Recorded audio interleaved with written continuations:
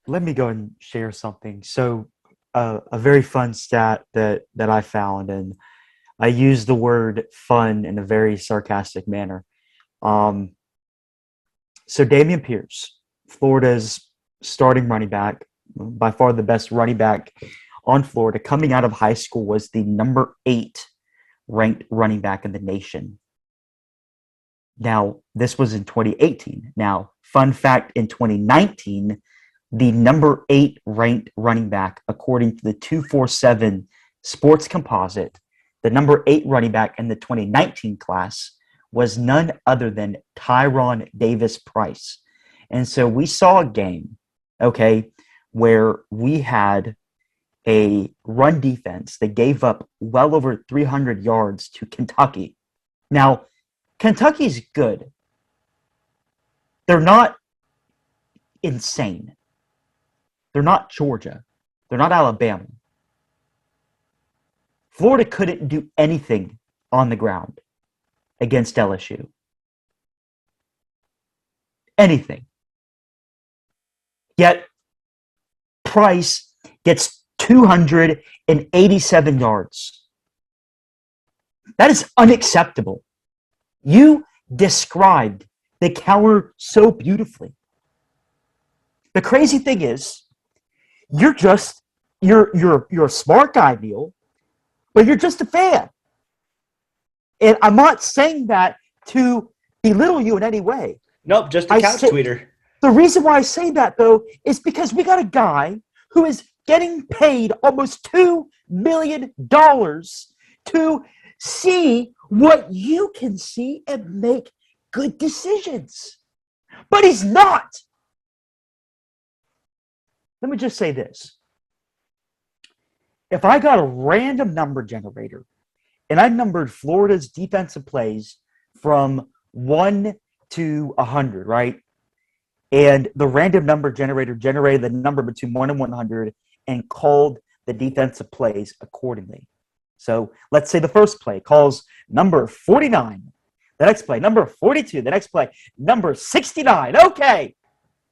That number generator would do a better job at calling defensive plays against the counter than Todd Grantham could ever do. So you're saying that one of these numbers is like an engage 8 look, another one's a quarters look, another one is just like a double high safety, something like, like every number is a different defensive look. Yeah, exactly. Think about playing Madden and you go through the playbook. Yeah. Okay. Sure. Yeah. Exactly. The Madden, the Ask Madden feature would have done a better job. And again, that's not me being a sarcastic little smartass here. No. That's me saying. I'm not even gonna. I mean, there's some intelligence in the Ask Madden feature. I'm not even gonna give Todd Grantham that benefit. A random number generator would do a better job at coaching this defense than Todd Grantham.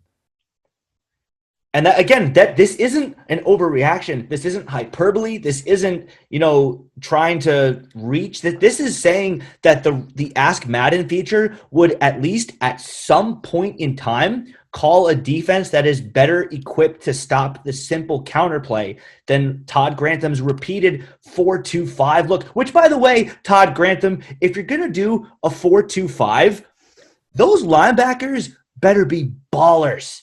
Okay, Tyron Hopper, fine. He's a solid linebacker. He made some plays. He's not Brandon Spikes. He's not Antonio Morrison. That's the kind of linebacker you need to run that 4-2-5 look if you have any dreams of stopping any kind of misdirection on offense. If you're gonna just sit there and watch as your defense gets gashed to outside the C gap. I mean, they didn't even run too much up the middle because the counterplay to the outside was killing Florida. So, I mean, but forget that. If you want to have any semblance of a chance to stop a single play and your play call that you love so much isn't doing it, maybe you try something else, Todd. And here's another thing. And I'm going to get a little personal here, but great job running off James Houston. Excellent decision there. to not start him and not let him play as much as he should have played. I wonder how he's doing at Jackson State right now. Oh, he leads the entire FCS in sacks? I would have never figured that.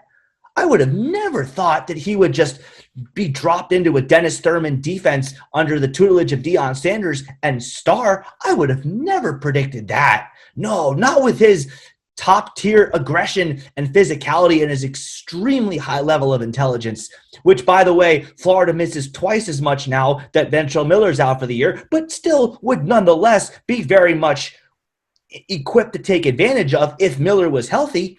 So the personnel issues start with Mullen, but they go all the way down. Grantham was the one who didn't want to play Houston more than he did.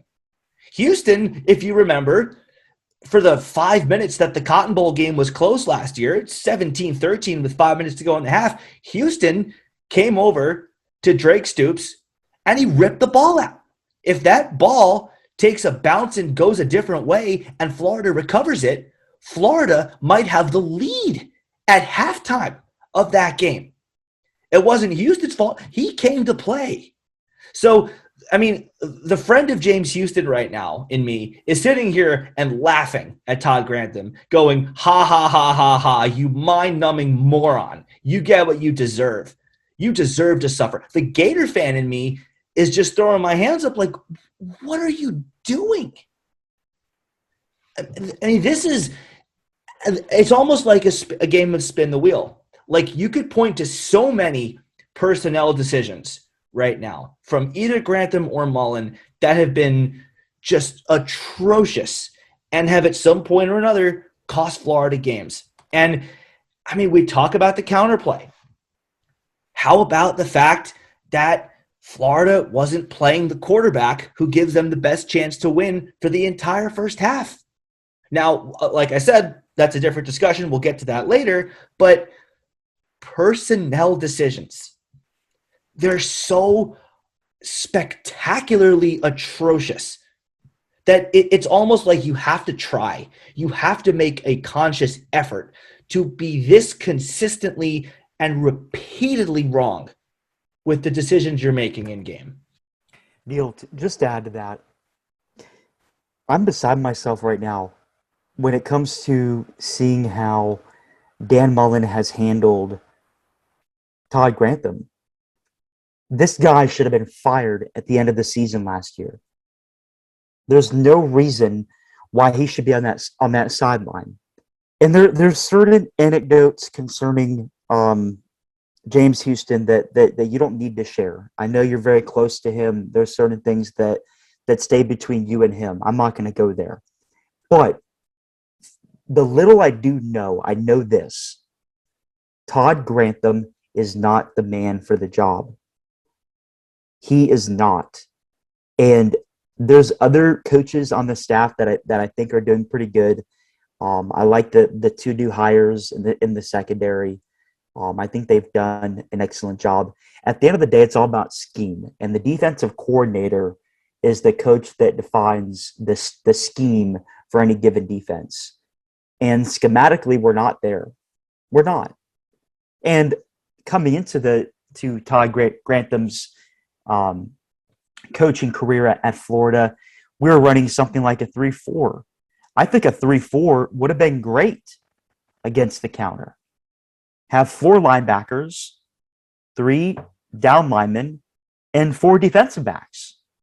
Now, maybe you have one of those linebackers be a star or something like that, where they can duel in coverage, and if the run happens to go that way, they can make a play on the ball. But other than that, bring your linebackers in. The number one key, like we were discussing earlier, to stop counter is to have a numbers advantage on defense. Because if they have 6 blockers and you only have 5 guys coming down, they're going to win the numbers game all day. And like you mentioned, it's going to come down to a safety, make it a tackle. If you're designing your scheme and the end result of that scheme is it's going to be up to a safety to make a play for a touchdown not to be given up, you're scheming wrong. A defensive scheme should be designed every time, especially in the run game. Every time a linebacker should be making the tackle. A linebacker or a defensive lineman should be making the tackle, depending on where the ball is going and what gap is being attacked.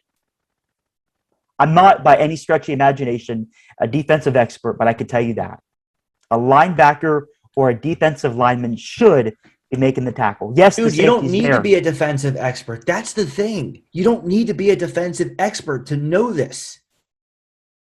Todd Grantham is literally pocketing millions of dollars to understand this, and he doesn't.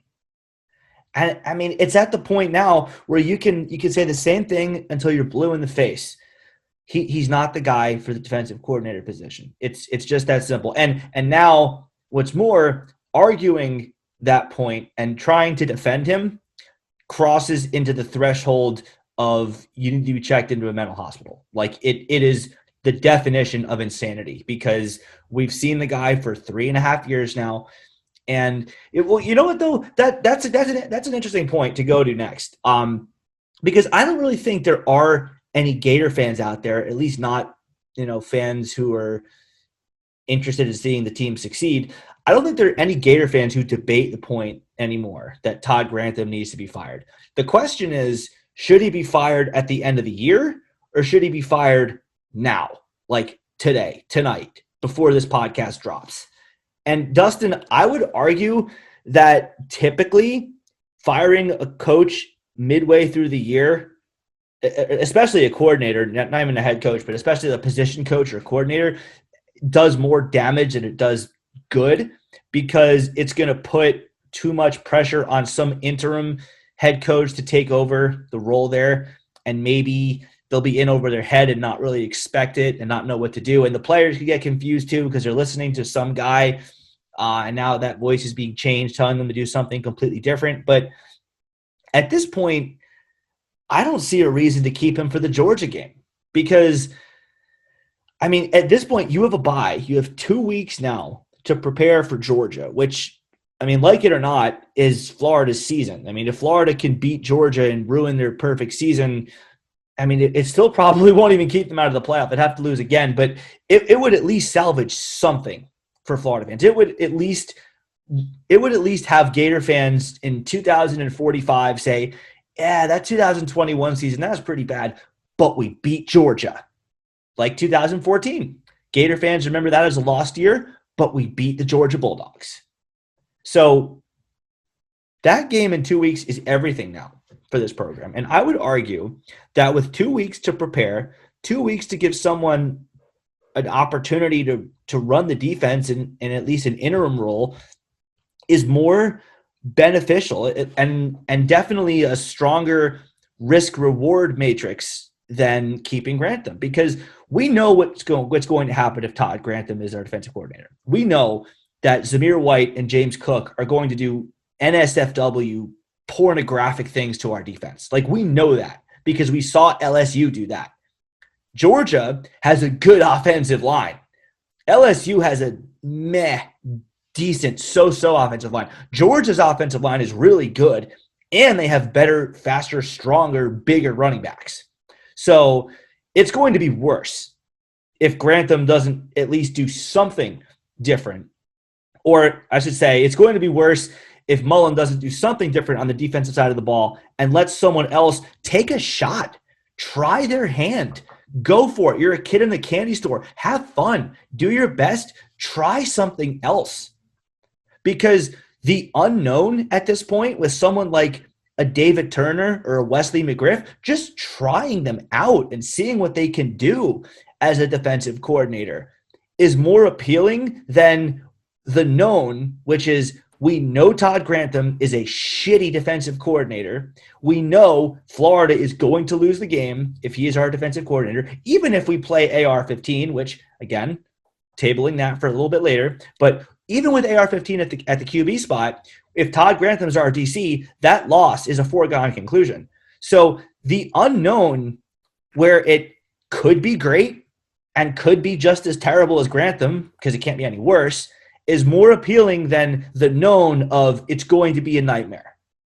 Why should we not, Dustin? Tell me. Why should Florida not fire Grantham now and give someone on that defensive staff, whether it's McGriff, hell, let Jules Montenar have a shot.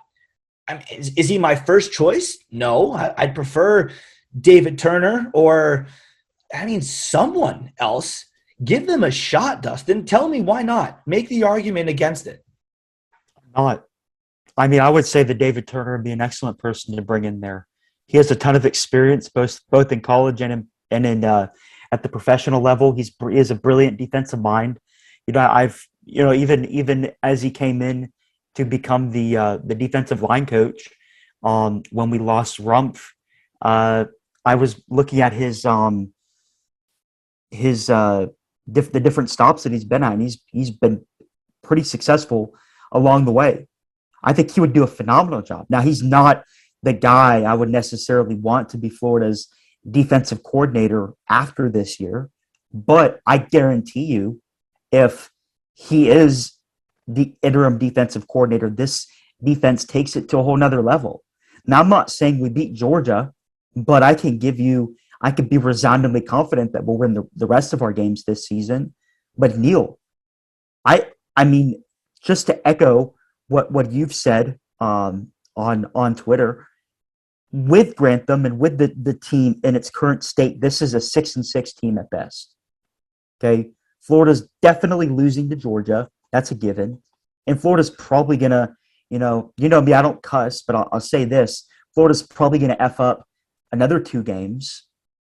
I wouldn't put anything past Florida. Heck, I hate to say this, but Florida could lose to FSU with the way we're playing right now. Heck, going into the FSU game, I might pick Florida State with the way that this team's going in the trend line. Because, think about it. This LSU team was awful. Disgustingly awful.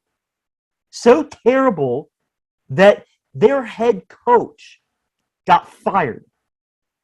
Neil, I have not been following college football for as long as maybe some people that are listening to this show, but it doesn't matter because I've been following it a long time. I've never in my life heard of a coach get fired after a win mid-season. Right. Never. And have you heard of a coach? Not to mention, dude, 21 games removed from the 15-0 national championship season. Yeah, but they beat Florida, and then the guy gets fired.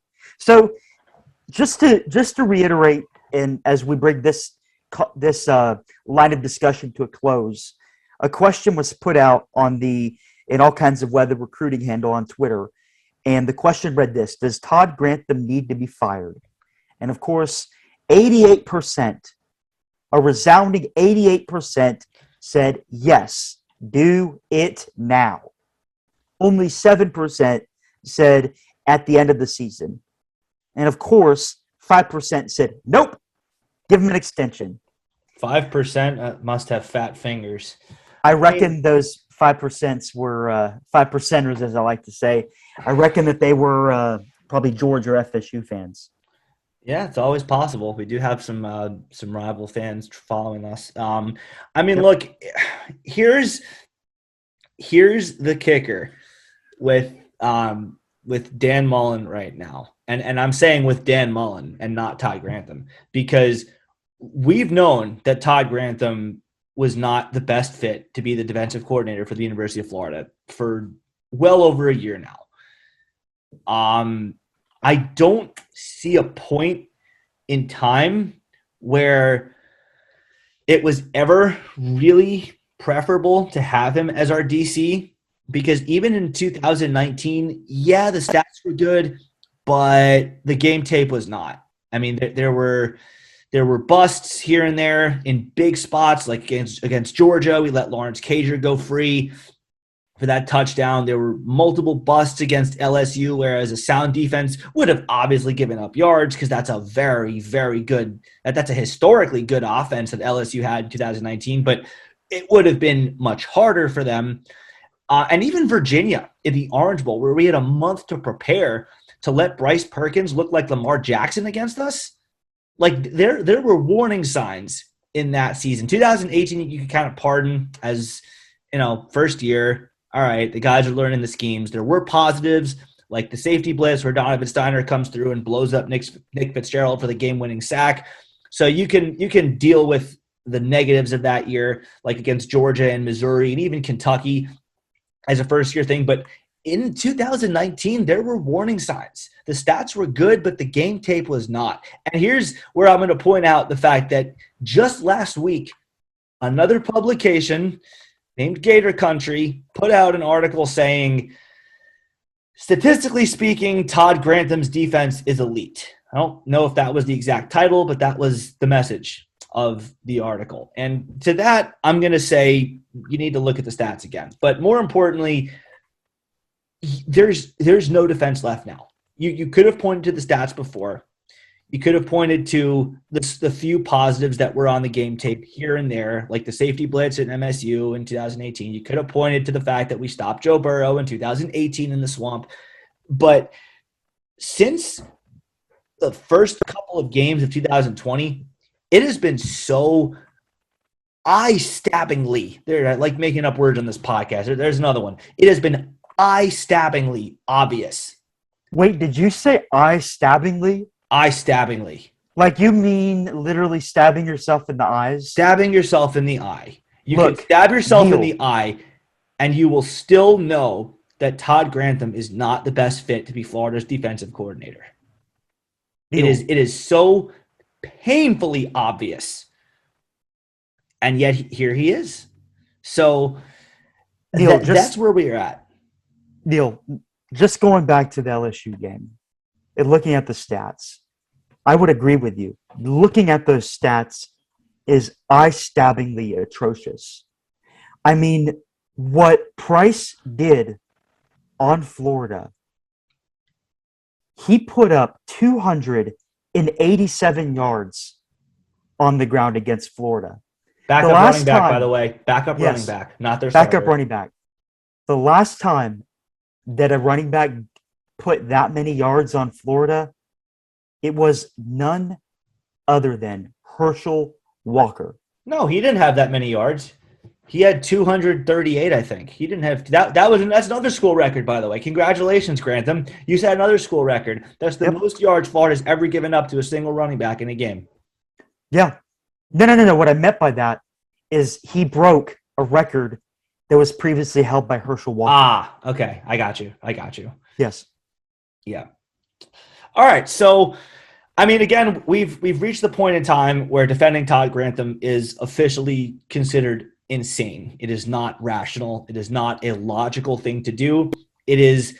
What were the examples I used when it came to defending Mike White at the end of last year? It's like I said. It is like trying to take notes with a tampon. That's about it. It makes about as much sense as that. It's about trying to play baseball, but instead of using a baseball bat when you go up to the plate, using a full water bottle.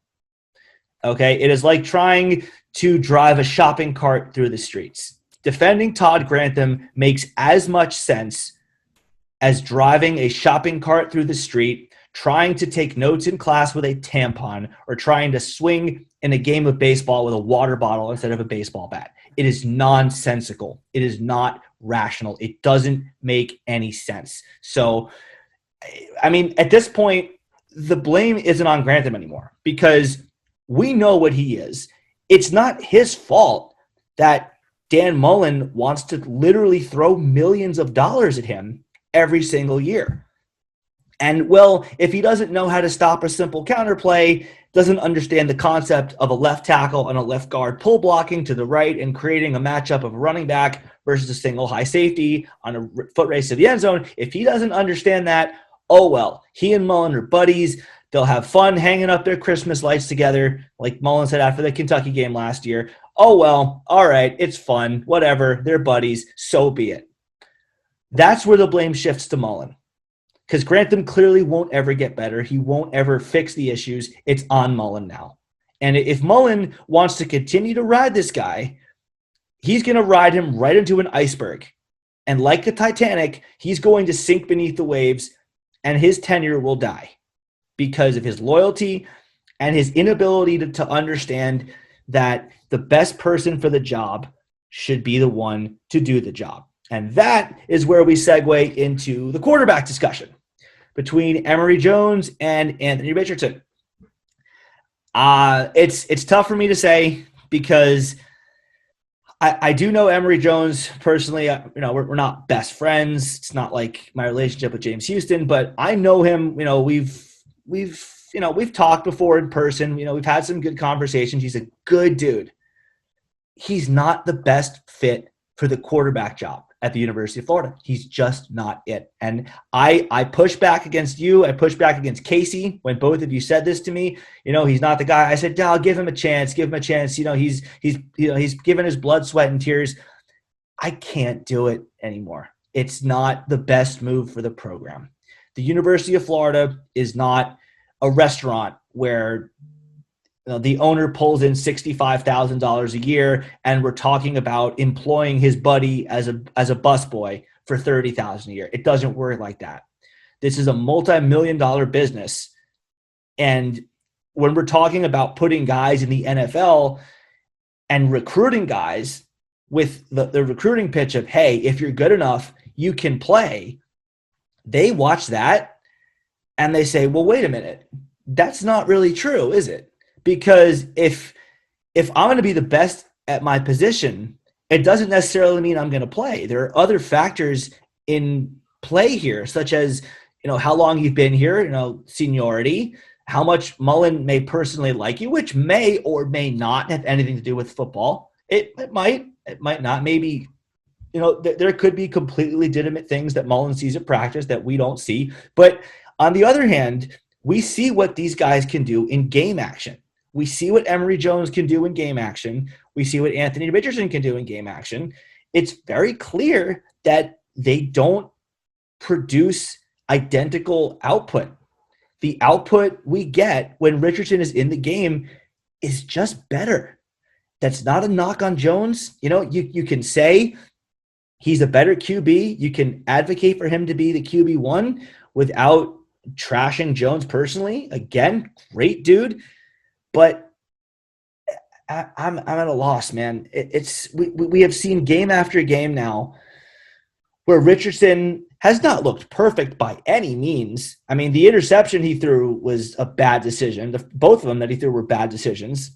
He's got to feel the pressure coming on him better than that. But let him learn, A, and B, the other side of that risk-reward matrix you get with him is that he is a transcendent player who can take over a game with his natural athleticism and win you games with his natural athleticism and make a difference in a positive way. And that upside from Emory Jones isn't there.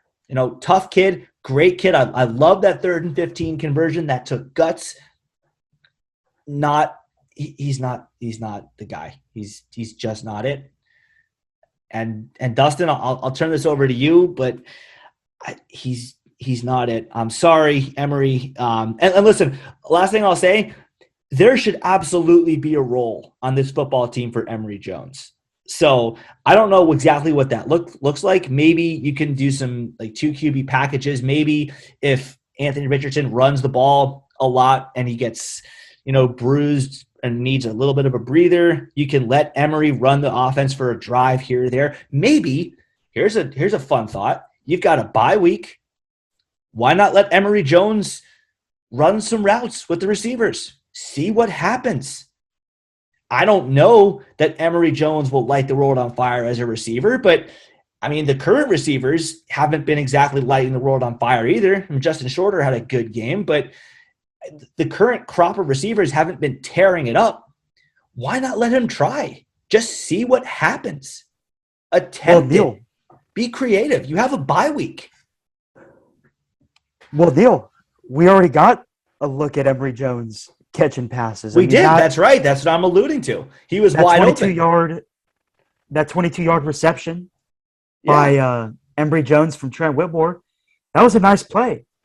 I mean, there's a Albeit lot it that was goes wide open. into being a wide receiver. Yeah, right. Like that's what I'm going to say. There's a lot more that goes into being a receiver than, slipping out and being completely uncovered and catching an easy floater that comes your way. You'll have to learn how to disengage from defenders at the line of scrimmage, how to beat jams and press coverages. The route running will take some tutelage. He'll have to do some more work in the ladders, but he's got the footwork. We've seen him as a runner. He's pretty damn good. Billy Gonzalez has turned a completely new wide receiving core after Jefferson, Hammond, Swain, and Cleveland left in Tony and in Grimes into a pretty productive unit.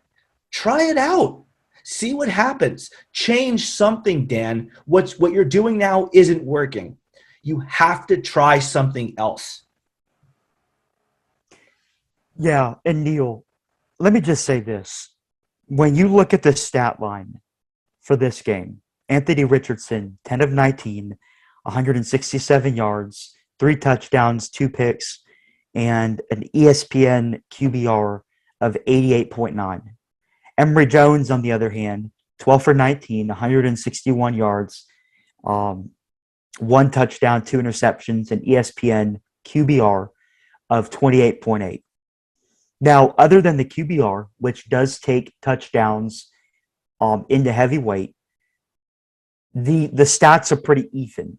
So somebody who didn't watch the game or watch the film would probably look at both quarterbacks and say they're pretty even. But anybody who studied the tape can look at Anthony Richardson and realize that he plays the quarterback position the right way. Now, he's going to learn. He's going to grow. He's not going to throw the ball anymore into when he in the scenarios that he did that produced those interceptions.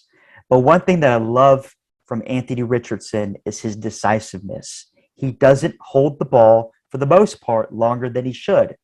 He makes the read. He goes from his first read to his second read, and in some cases, and I counted at least twice where I saw him point his head one way, then point his head another way, and then go to his third read. I love that. That's not something I've ever seen from Emory Jones. I mean, think about it this way. Anthony Richardson had 3 touchdowns. 3 touchdowns through the air and 1 on the ground. Now, I do think that, if I'm not mistaken, though, that 1 on the ground was the 2-point conversion, right? Or did he have a touchdown on the ground as well? Yeah, he ran in the 2-point conversion. Perfect. But he did run in a touchdown, too. Yes, okay. So both the touchdown run and the 2-point conversion run, which that 2-point conversion run was beautiful. I mean, one can think about if Anthony Richardson was the quarterback against Alabama instead of Emory Jones, what that game would look like. I know. Anthony Richardson was hurt, couldn't play. Of course we know that. But you look at how Anthony Richardson ran the offense looked better. Emory Jones, one big play in the game was a Hail Mary. And it was a heck of a pass. Okay? And it was an even better catch.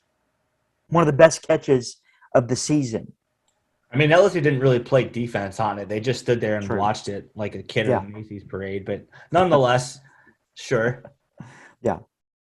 But look, I mean, just one play I would have highlighted. We'll probably highlight it again later. But you got to look back at that Anthony Richardson pass to Copeland in the corner of the end zone. Perfect ball. Couldn't have been thrown to a better spot. Touchdown.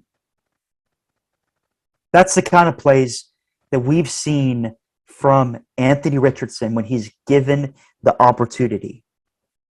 The reason why I say that is because for anybody that looks at the first drive of the game versus the first series, I should say, where Anthony Richardson was in against LSU, or the time that he was in the game in the Kentucky game and the Vanderbilt game, and say, oh, Anthony Richardson's not that good. He was hampered. When Anthony Richardson is allowed to run the playbook, when he's allowed to throw the ball, it makes his running more dangerous. When you look at Anthony Richardson and you look at what he's put on tape, there's no doubt in my mind that he's the better quarterback. Play him. That's my only solution.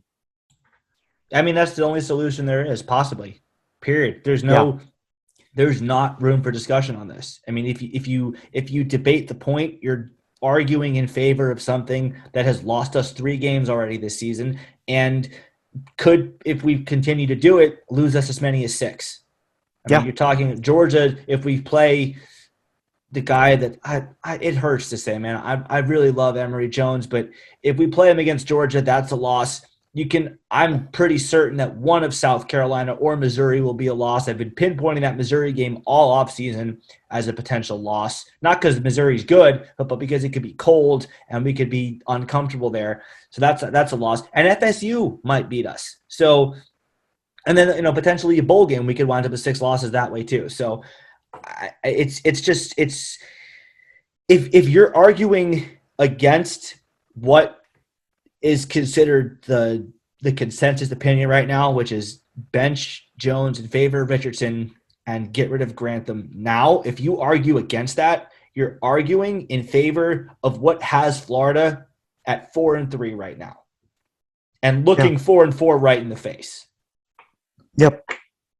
So Dustin, here's a fun little stat for you.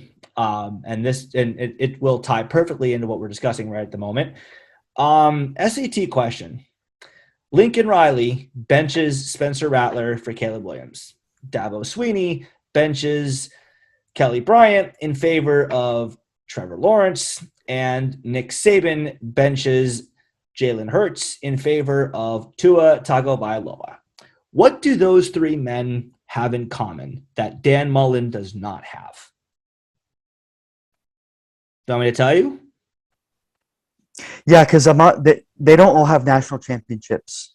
They have all been to the college football playoff. Yes, 3 times or more. Dan Mullen has not even sniffed a college. Well, I guess that's not true. I guess he sniffed it in 2020. He has never. There has never been a final ranking unveiling where Florida fans thought there was a real chance the Gators would be in. Florida has never been close like the way Texas A&M was close last year, where they were sitting on edge, hoping, praying, thinking that there was a real shot they would get in. Florida has never had that. Whereas Lincoln Riley, Dabo Sweeney, and Nick Saban all made the moves they're supposed to make, and it's not a coincidence that they have also gotten to make 3 or more CFPs. And in the case of Sweeney and Saban, won multiple CFP championships. Yes. Dan Mullen, and it's not just the QB position. I mean, look around college football the last decade or so. Why do you think Gene Chizik has a national championship ring from his time at Auburn? Because he hired Gus Malzahn as his offensive coordinator and because he played the best quarterback on his roster. Why do you think Ed Orgeron has a national championship ring at LSU? Guy just got fired. Why does he have a national championship ring? Because he knew how to surround himself with great assistants. He knew how, Dave Aranda, now killing it at Baylor, and Joe Brady, who won the Broyles Award for the best assistant in college football and is now killing it in Carolina in the NFL. And by the way, Gene Chizik also hired Ted Roof as his defensive coordinator, who's not an elite DC, but he knew how to make adjustments. When Auburn was down 24-7 to Alabama in that Iron Bowl, Cam Newton led them back. Why do you think Auburn won that game 28-27 and didn't lose that game by a score of 45-28? Because Ted Roof adjusted. The defense adjusted. They adapted. They saw what Alabama was doing offensively. They blanketed Julio Jones. They stuffed Mark Ingram in the second half. And they adjusted and adapted, and they won. Those coaches know how to make personnel decisions that are for the best interest of their football team. It may hurt. It may suck. It may be the most uncomfortable thing Dan Mullen has ever had to do. It may be the most uncomfortable thing that Lincoln Riley's ever had to do. Bench Spencer Rattler. Had to have sucked to pull him in and say, hey, you know what? We're going to go with Caleb Williams. Had to have sucked for Dabo Sweeney to pull Kelly Bryant in, who did nothing wrong, by the way. He didn't do anything to lose the job. Trevor Lawrence was simply better. It had to have sucked for him to pull in Kelly Bryant, a kid who he recruited, sat in his living room, to tell him, you know what, we're going to go with someone else at the QB position right now. You should probably transfer. It had to have sucked, but he did it because he wanted to do the best thing for his football program. He has 2 national titles to his name. Nick Saban has 7 national titles to his name. Those coaches know how to do the best things for their football teams, regardless of how uncomfortable it may be. And if Dan Mullen ever wants to join them as coaches who have made the CFP, because coaches who are discussed among the best of the best in college football, he's going to have to learn to say, Todd, I thank you. I understand you have put in countless long nights at the office. You slept in the office. I understand you have really, killed yourself to make the Gators the best. It's not working out. We've got to go a different direction. Shake your hand. I wish you the best and get him out of here. It's got to suck for him to do that to a guy he's been loyal to for so long. It's going to suck when he pulls Emory Jones into his office and says, Emory, I'm always going to remember how loyal you were to the Gators. I'm always going to remember that text you sent me in 2017 saying, I want to be your quarterback while you were committed to Ohio State. I will always cherish that love that you have for the Gators. I will use that as an example for the commitment to this program that everyone who puts on that jersey has to have. But we've got to make a different decision. And you can tell him, we want you to be here. We want you to still participate in our program. Let's try moving you to receiver. I don't know if it's going to work. Let's see what happens. But you got to do it, Dan. And if you don't, well, then you can go too. Because there's going to come a point in time, and I don't know when this is, but there will, as sure as sunrise, come a point in time, at some point in time, where the fans have just had enough. And they stop paying for tickets. And there are thousands of empty seats, the way there were in Death Valley this past Saturday, which will cost the school money and will leave our administration with no choice. I pray it doesn't come to that. Dan Mullen was my first choice to replace Jim McElwain. I still believe it's possible he could lead us to a national championship. I remember those days when he was our OC in 2005, 2006. Every week, he would unveil some new staple of the offense. One week, it's the Bubba Caldwell reverse. One week, it's the inside shovel pass to CI or Aaron Hernandez. That evolves into the triple option. Then it's the diamond look, where you have Tebow in shotgun, Demps to his left, Rainey to his right, Keyston Moore or Emmanuel Moody straight behind Tebow. You can hand the ball off to any of the three. The option could be run to any of the sides. It kept evolving. There were always signs of evolution, of innovation of the offense. That's what helped Florida win a national title. I still believe Mullen has that in him. He hasn't forgotten how to do any of that. But at some point, those memories of him doing that, of him continuing to out-scheme and out-coach opponents as our OC, are not going to hold water anymore. He is not our offensive coordinator now. He is our head coach. He is in charge of making the best decisions possible for the University of Florida football program. And if he can't do it, if he continues to prove that he is unwilling or unable or just refuses to do it, he can go. And Florida will get someone who can. And that's a discussion I hope to not ever have to have, because I want to see him succeed. But if he keeps this up, that discussion will come sooner than I would have ever hoped or thought. I yield. You're up, Dustin. What have you got? I know that's very depressing, but that's yeah. I just stand here in awe. I'm beside myself. I know I say that a lot, but I'm beside myself that we continue to make poor decisions in terms of personnel. Now, again, love Emory Jones. I think he's a good player. I think that he's an above-average player. I think that he would be a wonderful player at most stops in the country, but he's definitely not living up to his Elite 11 billing. He's not living up to his billing as the number 4, number 5 dual threat quarterback in the country that we thought he was coming out of high school. He continues to play like I hate to use words like this, but it's the truth. He plays like a first-year freshman. The game has not slowed down for him. What I mean by that is he's taken way too long to throw the ball. He's holding on to the ball. He's tapping the ball, as they like to say. He's not putting on tape what I want to see in a college quarterback.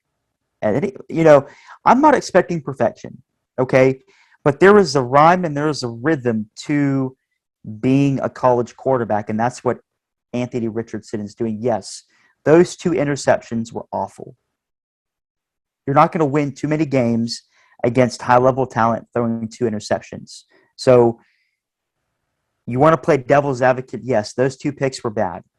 But the rest of his throws were excellent.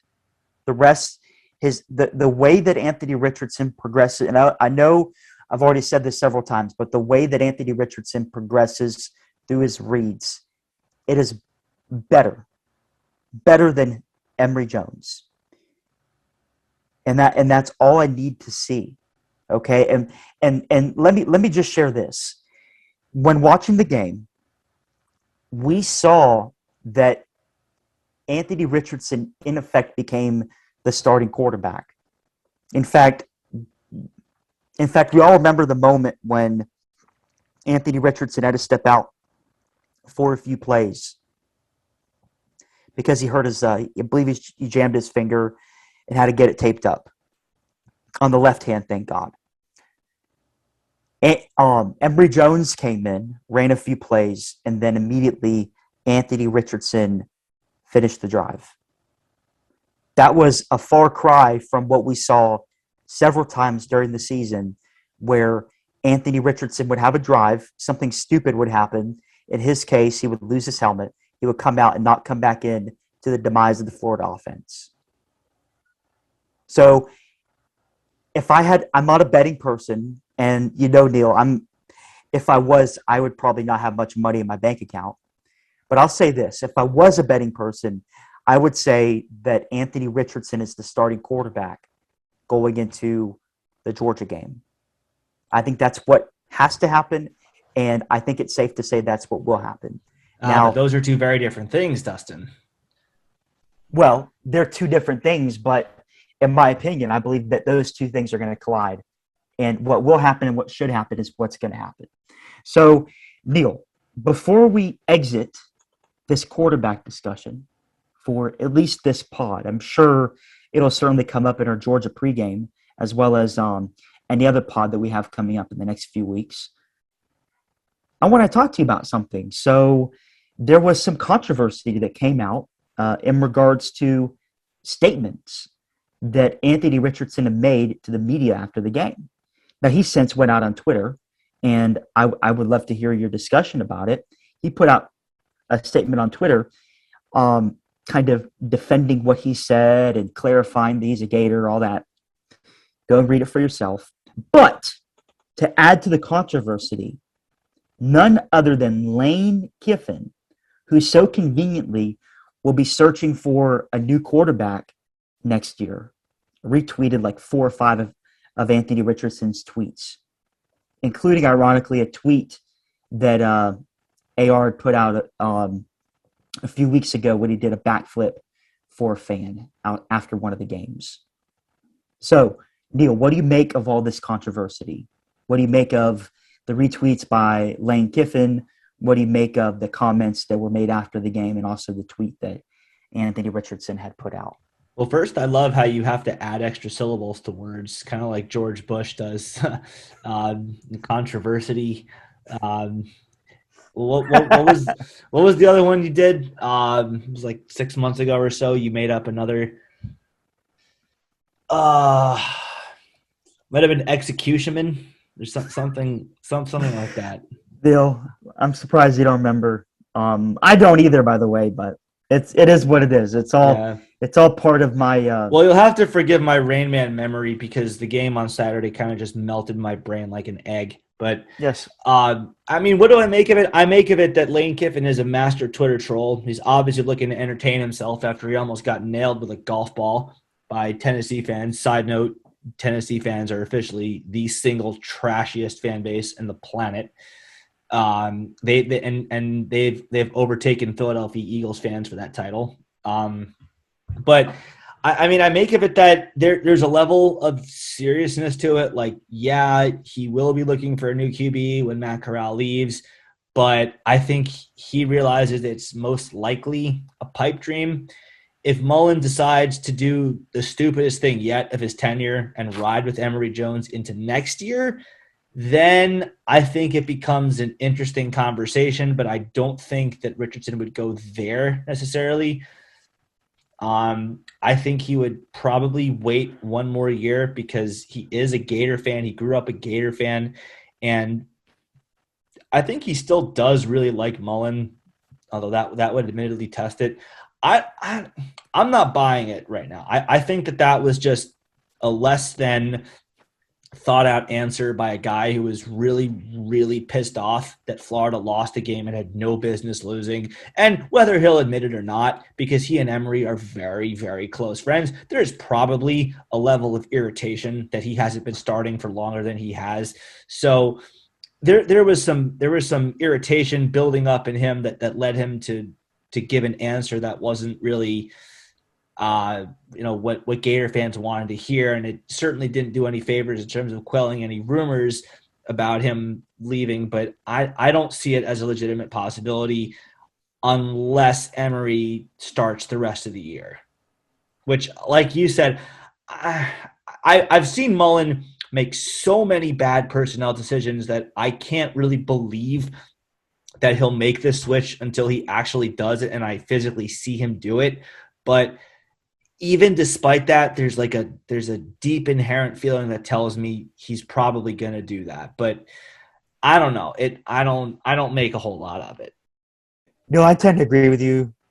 You know how I like to refer to Anthony Richardson as the hometown hero. He grew up in Gainesville, and anytime you have a player of that caliber grow up in your backyard, I mean, he's the kind of kid that would go to Florida football games, and in fact, he watched Tim Tebow play as a little kid, if not mistaken, and he's now wearing 15. He's literally living his dream, and he realizes that he's currently a freshman. This is currently his first season, well, technically second season, but as a redshirt freshman, he recalls Tim Tebow. Tim Tebow didn't necessarily come in right away and run the offense. Tim Tebow came in and played 7 to 10 snaps a game, and on each of those 7 to 10 snaps, Tim Tebow looked great, and that set him up for a record-breaking sophomore season. So I think AR-15 is going to be fine. I think Richardson, he's going to wait his turn. Well, now let's hope he's starting against Georgia in the rest of the season. But even if he does have to wait his turn, I think he's going to be a Gator. I don't think he's going to transfer. And I think he's going to do a lot of good at the University of Florida for whatever coach happens to be the head coach. The reason why I say that is if Mullen doesn't fire Todd Grantham, I would say it's going to cost him his job. I know it's taken me a long time to come to that conclusion, but here I am on the record on this fine podcast sharing my thoughts in the matter. And now, hopefully in a few minutes, we can put it to bed. Yeah. Speaking of things that we hope to never talk about again, let's talk about the final word, Dustin. We got play of the game, and maybe, I don't know, the Cotton Bowl was pretty terrible. Those got some pretty bad grades. But aside from that, probably some of the ugliest grades we've ever given out. You ready? Yeah, let's go for it. The sooner we do this, the sooner we're done with it. So, and we never have to speak of it again. So, all right, play of the game. What have you got? So before diving into the play of the game, I want to quickly rehash something that I had brought up in the end segment of the pregame show for the LSU game. And here it is. I'm going to play it for you. No, we already had a whole segment on the defense versus an inept run game from LSU. But if LSU establishes the run in any regard, they're probably going to win the game. So what happened? We already hashed it about 1,000 times on this show. LSU established Dustin, I the would run. say that getting Tyron Davis-Price a school record of rushing yards and Florida surrendering the most yards to a single player on the ground in its history would qualify as establishing the ground game, don't you? Yes. And that's going to reflect in the grades that we give. So let's dive into this final word. And I might also want to call this segment the eulogy for this Florida Gator team and its hopes for you mentioned in your pregame article for the LSU game that there was, before the game at least, a non-zero probability given a monumental upset against Georgia, which is not going to happen. But give it a monumental. That's the thing, Dustin. I don't know that because this team plays to its competition. It played up to Alabama for a half. It played down to Tennessee. It played down to Kentucky. It played down to Vanderbilt, and it played down to LSU. Logic says they'll play up to Georgia. So they have a puncher's chance. Will they win? I don't know. But let's be very clear. I don't think that that's a foregone conclusion. That's a loss. You might, but I don't. Okay. Well, I mean, we call you Debbie Downer Schulman, but I guess I'm now Debbie Downer Dustin, and now you have the full alliteration to go with it. Anyhow, let's move on to this edition of the final word. Yeah, so play of the game. What have you got? Neil, there are so many plays of the game. I could go on the LSU side. It's hard. I'm going to have to go with the first down run by Josh Williams that clinched the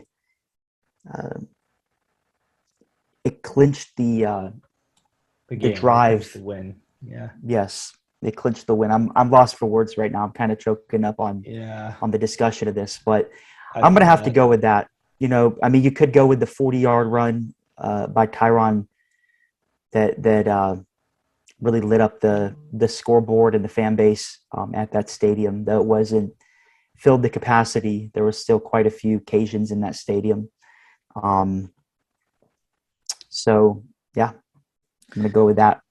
Yeah, I'm going to go with the pick six that Emory Jones threw on the first play of the second half. Not the first play, on the first drive of the second half, because Florida had all the momentum. I was getting like Florida, Tennessee 2003 vibes where one team was sort of dominating the play, or not dominating, but one team was getting the better of the play the whole half, and then the Hail Mary happens and it completely flips the momentum into halftime, and then the other team comes out in the second half and will take that momentum and run with it, and then he throws a pick six to just hand it right back and completely cancel it out.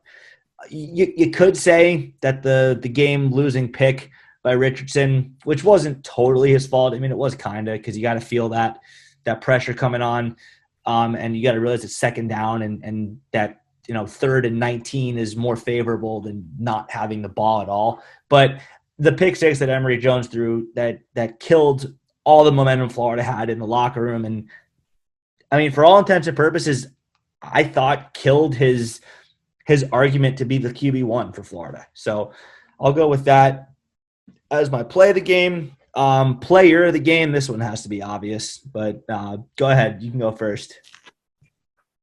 Well, I'm I'm guessing you're going to go on the LSU side, so I'm going to go with a player of the game on the Florida side. Now, I'm going to have to go with Anthony Richardson. It was a game that Florida, even from the get-go, even after that pick six that you mentioned, Florida probably should have gotten blown out by LSU based on how they were playing through the first 2.5 quarters. But Anthony Richardson came in and really brought this team back to the point where Florida and LSU were tied at 42. Florida had a chance to go ahead with the win, but then they sputtered at the end of the game, and LSU ended up winning 49-42. So I'm going to go with Anthony Richardson as my player of the game, even though the real player of the game is a guy you're probably going to go with. Yeah, Tyron Davis-Price. I mean, it's the obvious one. I mean, you set a school record for rushing yards, as again, point out a seventh or eighth time, not their starting running back. John Emery is, and he was one of the plethora of players out. This is their backup running back. Granted, very good running back. I mean, Gator fans will probably remember him for the go-ahead touchdown in 2019. And that was actually his first touchdown when he ran into the purple end zone in Death Valley to make it 35-28 against us. But, I mean, school record for rushing yards, it's a school record for Florida in terms of the most yards they've ever surrendered on the ground to a certain player, shattering, not just breaking. It destroyed the previous one by Herschel Walker by a solid 50 yards. I mean, we thought Marcus Lattimore ripping us apart in 2010 was bad. This was a solid 75 yards more, and they did it on one play. So I guess you could say Max Johnson, because he managed the game well. He avoided the mistakes the way that Florida did not, because, I mean, the 4 Florida turnovers kept LSU in the game, and LSU didn't have any turnovers on their own to counteract them. So he gets some credit for that, you can say, but Tyron Davis-Price has to be it. Now for the fun part. Grades. Dustin, Jesus Christ, this is going to be a bloodbath. Offense, defense, special teams, coaching, overall from 0 to 100. After you. So, Neil, the offense wasn't terrible. I mean, anytime you score 42 points, I mean, ironically, that seems to be the cap for how many points this team can score this year, considering their score against, in my opinion, the 3 worst teams on the schedule this year. Florida scored 42 points, only 35 against FAU. But anyway, the offense wasn't terrible, but those 4 picks were pretty bad and very costly. One thing that we needed to do that we didn't do is we did not establish the run. Coming into the game, I was relatively confident that we would be able to run up and down the field. On LSU, I didn't think that we'd necessarily need to pass the ball a ton. I thought this would be the kind of game that we get 200-plus yards in the ground and call it a day, eat up clock and win a game by a score of around 30 to score 20 or 24 points. Boy, was I wrong. Florida did score 42. That's not necessarily why they lost the game. So I'm going to give the offense a C+. Defense, awful. Now, we could look at the Oklahoma game in 2020 or the Alabama game in 2020 as the worst defensive performance by a Florida Gator team. But I mean, I don't think that there's an argument that this one takes the cake. Because, I mean, you look at the pedigree and the brilliance on the offensive side of the ball from Alabama's national championship 2020 team with 3 players on that offense that had an argument to win the Heisman. And then Oklahoma, a team that Lincoln Riley has humming, and of course a Florida team that didn't want to be there. LSU's bad. They're bad on offense, bad on defense. Florida should have blown this team out. Florida should have held LSU to less than 20 points. Didn't happen. Defense, F. An F so bad that it's not just an F that you have to withdraw from the class. It's the kind of F that if you were to get that on your exam, you should consider changing your major or drop out of college completely. Like a 5 or a 7? Oh yeah, the number I wrote down was 5.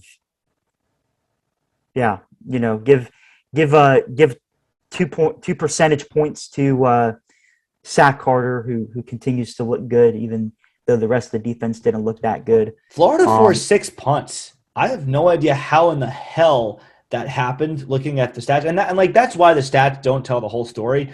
But maybe that's where the 7 percentage points come from. Yeah. Yeah, that's a good point.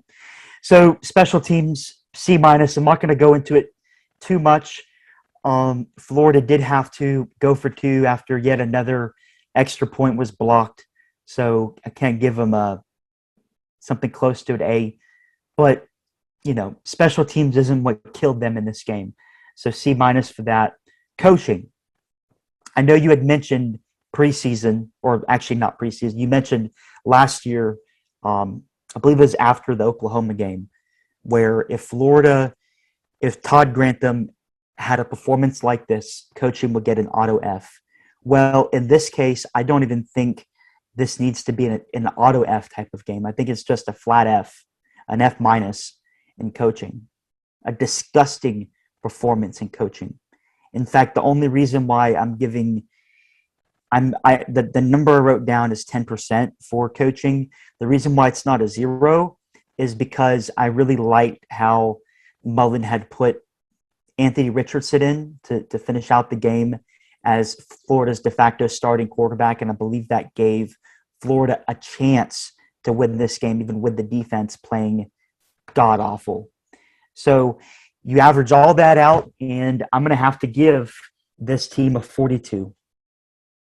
The Gators scored 42 points, and they once again score 42 points out of 100 on my percentage grade for this team, a team that continues to display mediocrity against awful opponents, and it's once again come back to bite them. Neil, take it away. That's more generous than I thought you'd be. I mean, the bottom line is that LSU fans aren't even mocking us. They're not even talking trash. They're just laughing. They're just so in awe. They're just so stunned by the fact that they actually won. They thought there was no chance, and they're honestly more interested in getting a new head coach now than they were in beating us. That's what we lost to, again, for the second straight year. So again, there's emotion, there's prisoner of the moment, there's hyperbole, there's knee-jerk reactions, and then there is the statistical, factual side of this, which was that Florida's defense was responsible for the wrong kinds of school records being broken against a backup. So, with that said, offense, D. And the only reason it's a passing grade is because of the installation of Richardson in the second half. And at that point, it was great. The offense hummed. It was fine. I mean, it broke. Richardson threw 2 picks. It wasn't like he was perfect, but the offense was certainly above average. It was good enough to, had that been the personnel that played the entire game, good enough to win the game. So, but, you balance that out with the 2 picks he threw, which dings him, the pick 6 that Emory threw, the fact that Emory was the QB for the entire first half, which had 1 nice touchdown drive and otherwise couldn't do anything in LSU territory despite great field position on 3 straight drives in the first quarter. So D, it is the kind of grade where the professor looks at you like, you passed, but you better get your shit together because this could have gone either way. And next time it might not go the passing way. It might go the failure way. So you're on thin ice type of D. Defense, F, pretty easy. I mean, there's no we've beaten it to death. LSU breaks a school record with the same counterplay run over and over and over again, which admittedly is on coaching too, probably even more so than on the players. But at some point, man, the defense has to start wrapping up. They have to take better angles. They have to show some realization as to what the play is being run on the other side. They have to look more competent than that. They have to tackle. So F for them. And, just in case you haven't been made aware of this, LSU broke a school record for the most rushing yards by a single player in a single game with 287. By the way, that was their backup running back. Their starter, John Emery, was not playing. So, and by the way, Florida also broke the school record of their own for allowing the most rushing yards by a single player in school history in a single game, shattering the previous record by Herschel Walker, which was, I think, 238, 237. So it was by about 50 yards. It wasn't like it was a yard or two here or there. It was a good margin that this record was broken. So yeah, pretty easy F. Coaching, I mean, I could go into the whole counter play again. I could go into the AR versus Emory Jones debate again, but we've beaten that to death. And I'm going to keep it simple because I said after the Cotton Bowl, if Todd Grantham is back and Florida gives up 425 yards of offense a game, it's going to be an automatic F. It doesn't matter what else happens. There were some nice things in the game. I liked that, double pass where Trent Whittemore, not double pass, the pass from Whittemore to Emory Jones as a wide receiver. I thought that was a good wrinkle. Eventually Mullen did replace Jones with Richardson, which is good, but it's very simple. If Grantham is back, despite all kinds of evidence pointing to the fact that he should not be back, if he's back and he gives up more than 425 yards of offense, which is 3 yards short of the average last year, Florida gave up 428 per game last year. He gives up 425 yards of offense in a game. It's very simple. The coaching gets an F because, quite frankly, he shouldn't be back. He shouldn't be here. He should not be on staff. And because you made that decision, coaching gets an F. So F. Special teams, we did block a punt. Jordan Pouncey gets a helmet sticker for that, but we also had a kick blocked of our own right back.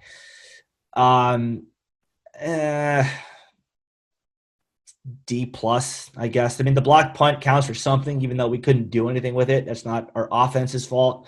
But, again, the special teams lets us down. We have to go for 2. If we don't get that 2-point conversion, which we did, but if we don't get it, it throws off the entire game. It messes up the multiples, and now we're suddenly down 2 scores when it should be a 7-point game. So you can't have kicks blocked. You can't have it, period.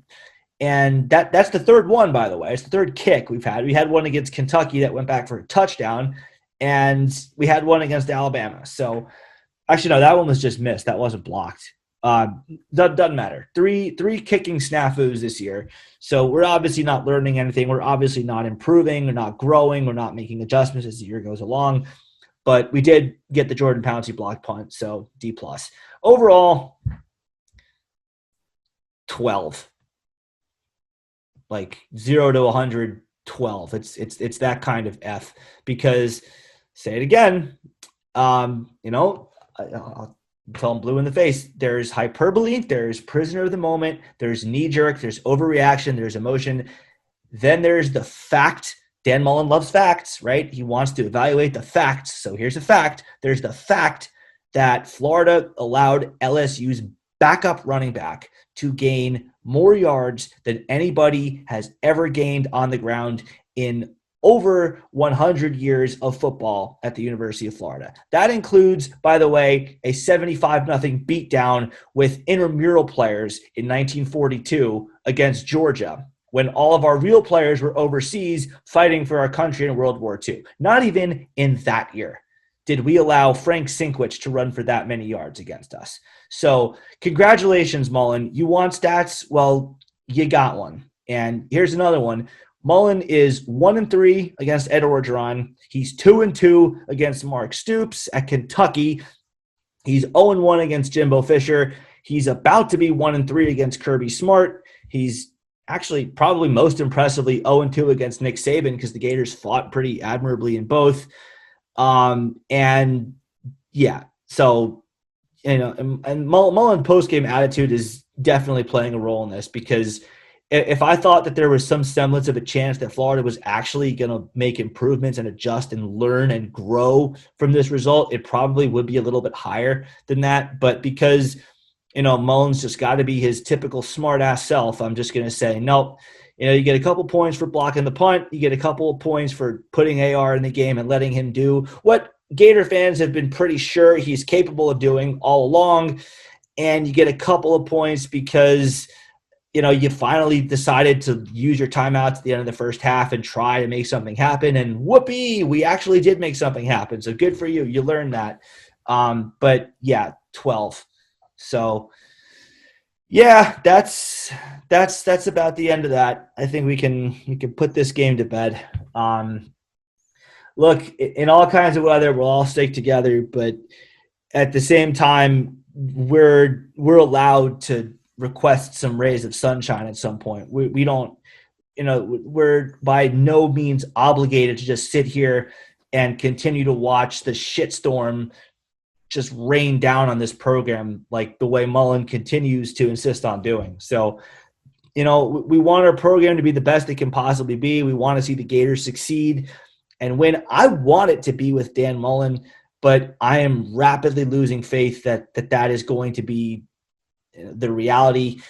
But nonetheless, I'll be there in Jacksonville in a couple weeks. I'll be there in Columbia, South Carolina to watch the Gators at the Gamecocks. I'll be there in Gainesville to watch the Gators and Knowles on Thanksgiving weekend. I'll still be, my usual self, but something's got to change, man. This just can't continue. Mullen has got to learn to make personnel decisions that are in the best interest of this program. And if he doesn't, he's going to go down with them.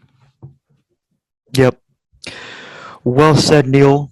I echo every word. We need to improve in many different ways, and it all starts with personnel decisions. I think there's light at the end of the tunnel. I'm confident that Anthony Richardson is going to be the starter against Georgia, and I'm confident that when it's all said and done, Todd Grantham will not be given a new contract. His contract is over at the end of this year, and he will not be continuing at the University of Florida. We'll have a coaching search, and we'll have a better defensive coordinator, in part because it's hard to be worse than the man that we currently have at the helm right now. So, Neil, I think that calls it a show. Obviously, I'm not going to give the Go Gators that I typically give. Yeah, right. So by the that's way, not going to happen. I alluded to this earlier, but I got to give another shout out to my guy James Houston at Jackson State. Man, that's really where I'm going to be expending more of my rooting energy the rest of the year. Like I said, I'll be at the games. I'll be cheering for the Gators, but James Houston and that Jackson State team can accomplish something special this year. They're ranked in the top 25 for the FCS. They have an opportunity to win their conference, the SWAC. They have a chance to make the FCS playoff, which is 24 teams. I mean, I encourage y'all to go out of your way, and if you can afford ESPN Plus, if you are able to watch the games, do it. By all means, keep tabs on James Houston and John Huggins, by the way, another former Gator, and watch a real program that actually knows what it's doing and makes the decisions it has to make. And watch them ball. I mean, they're a lot of fun to watch. So yeah, I'll be there next week. Dustin, we will lick our wounds and we'll get back to cheering for our Gators after that. But man, in all kinds of weather, we will all stick together. As irritating and as frustrating, and I mean, in some fashion, as disgusting as this game was, we will continue to root for our Gators through thick and thin. Any last words? You're not going to give us the Go Gators, but you have any parting shot for us? We got a big bye week, and this bye week is going to be a big indicator on the rest of the season, whether this team can finish out the regular season at 8-4, or whether this team will be 6-6 or God forbid No, they won't go 5-7. Won't There are too many terrible opponents left. We won't lose to all of them. And Samford is Vandy level bad. South Carolina, maybe, but they almost lost at Vanderbilt. And FSU is a weird one. I mean, they have their own set of problems. And Florida's a bad football team right now, but FSU has its own set of issues. Yeah. So I tend to think 7-5 is the most likely scenario. They'll lose to Georgia. They'll lose one other one. Oh, and by the way, before I forget, got to shout out our sponsors. Didn't do that earlier, but for those of you who have made it this far, definitely, I'll give an abridged version of it. Definitely be sure to check out the Gator Good Foundation, the nonprofit organization that works to send underprivileged Gator fans to the swamp. We did so this year with a military veteran named Ontario Jones. We're looking to do so at least once next year, potentially twice, depending on how much funding we get. So if you'd like to donate to help our cause, please go to GatorGoodFoundation.com and click on the donate button. And are also proudly sponsored by Stingray Branding. These folks will put a sting in your marketing and deliver results that will wow your clients, unlike the wow of despair we got when Dan Mullen continued to trot out Emory Jones this past Saturday instead of Anthony Richardson. They will help you out with all of your marketing needs, whether it's web design, logo design, branding, graphic design, social media management, email marketing, anything in the digital marketing world. Stingray Branding's got you covered. If you have any doubts about why you should choose them over their competition, here are 2 great reasons. They're run by a Florida Gator fan, and they're run by a U.S. veteran. So, yeah, they do awesome work, but they do awesome work, and they're owned by a Florida Gator fan who happens to be a U.S. veteran. To learn more about their services and rates, go to stingraybranding.com. These are also the folks that did the Gator Good Foundation website. So if you want to check out their work yourself, go to GatorGoodFoundation.com, and you'll see for yourself just how awesome they are. Dustin, I am just licking my wounds, but I don't know, man. I'm at a loss like you. Well, I know that typically I say things that are a little more profound. I find it hard to do this. I feel like this game has kind of sucked the life out of me in terms of my enthusiasm for the expectation of this team. Obviously, the Gator standard is a joke. Obviously, if I hear the word Gator standard again, I'm gonna, I don't know. Well, it's a marketing go ploy, crazy, and it did its job. It sold the fan base on false hope and bullshit, and it sold tickets.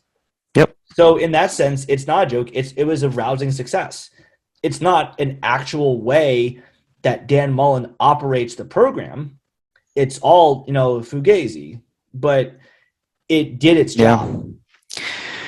Well, it's not doing its job anymore, to the extent that if you're listening to this and you need 3 tickets to the Florida-Georgia game, my family doesn't want to go, and I was hoping that the game would be a family outing, but it's not going to be anymore. It would essentially just be me eating 2 other tickets. So if you want to go to the Florida-Georgia game or know somebody else that wants to go and you want it for face, shoot me a DM on Twitter and I'll hook you up. That is a depressing way to end this pod. But you know what? That's where, and this is the place to end the pod. This is a great place to end the pod, because I've been saying on Twitter, I've been saying it here on the show, that, Dan Mullen, you got to start doing some things, or XYZ. Well, Neil, at all kinds of weather, what enforcement mechanisms are in place here? What power do you have to enforce this? Well, I don't have any. I'm one guy. As I can have as many Twitter followers or Facebook likers as I want. I'm still one guy with one set of tickets. My thing is, I am not the only one who's getting fed up with Dan Mullen and his brand of bullshit. There are others like me. I tweeted out screenshots of 4 different Gator fans I had conversations with on Sunday morning, all of which basically said the same thing. Either I'm done with Mullen until he shows me something different, or, Mullen's not the guy, or I'm just done, period. That is an example of other fans not wanting to pay money to the athletics program to watch this football team continue to do the same things that it has done the past 3.5 years, and more recently, the last, the last 3 quarters of a year. If you want to take the last quarter of 2020, the last 3 games of the 12-game season, the last, 0.25 of that season, plus the first half of this season, they're not going to tolerate it anymore. This isn't me, exercising, flexing my Twitter muscle. I'm not the guy who's going to ultimately fire Dan Mullen. I'm just saying fans are going to get to a point where they've had enough and they refuse to fund this program anymore. Dustin is as loyal a Gator fan as I've ever met. He's gone to Gator games since he was an infant, since he was breastfeeding. His parents have gone to Gator games since before he was born. He's had enough. He's not going to spend any more money on this program. I'm not there yet, but I'm pretty damn close. So, again, we don't exist in isolation. To those of you who still think, because I had a discussion with someone on Twitter saying, yeah, well, you're just one guy. There are other Gator fans that are going to fill those seats. No, they're not. And you know how I know that? I know that because we struggled to sell tickets all throughout 2017. Tennessee, we didn't sell out.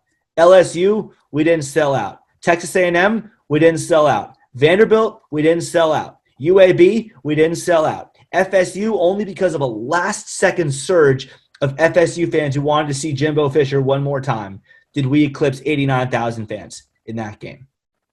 So, Mullen, the ball's in your court. You're losing the fan base. What are you going to do? That's how that and that's where we leave it. I want to like you, Mullen. I want to keep supporting you, but I can't, and more importantly, the fan base will not if you don't change something. Make your move.